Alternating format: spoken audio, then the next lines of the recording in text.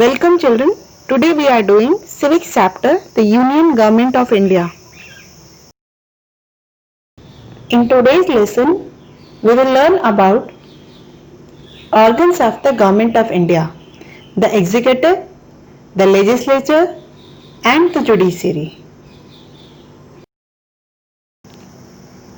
India is a democratic country and has a rich diversity in terms of language, religion and customs.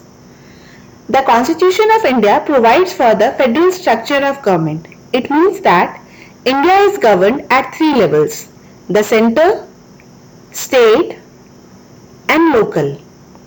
In class 6th, you learnt about the local self-government and in the class 7th about the state government. In class 8th, we will do about the central government. Central government, also known as the union government. At the same time, there are three government organs: legislature, executive and judiciary. These organs operate at every level of the government with varying degrees of powers, the highest degree of power being exercised by the central government.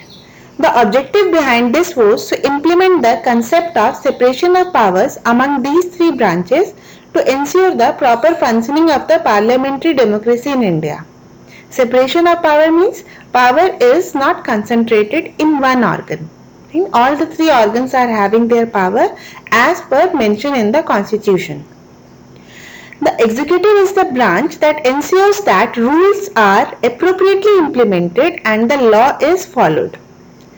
The legislature is the branch that consists of elected members who make laws for the country. The judiciary is the branch that decides disputes arising out of lawmaking, law implementation and law abiding. The Union Executive. The executive branch of the central government is headed by the President, who is the head of the state and usually exercises his or her power directly or indirectly through the officers subordinate to him. However, the President has to act on the advice of the Council of Ministers headed by the Prime Minister. The Vice President of India is the second highest ranking government official in the executive after President. The Prime Minister of India is the leader of the majority party, the real head of the executive of the Government of India and the head of the Union Council of Ministers. The Council of Ministers comprises of Cabinet Ministers, Deputy Ministers and Ministers of States. The legislature or the parliament is the law-making body that carries out the responsibility of framing the laws of the land in accordance with the guidelines provided in the Constitution. It is bicameral, that means that there are two houses which together constitute the parliament. The lower house, Lok Sabha, is the house of the people and comprises the representatives directly elected by the people.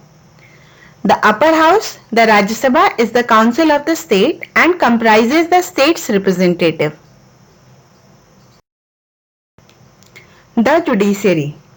The judicial branch has the Supreme Court at its apex, situated in Delhi, 25 high courts and numerous civil, criminal and family and consumer courts at the district level.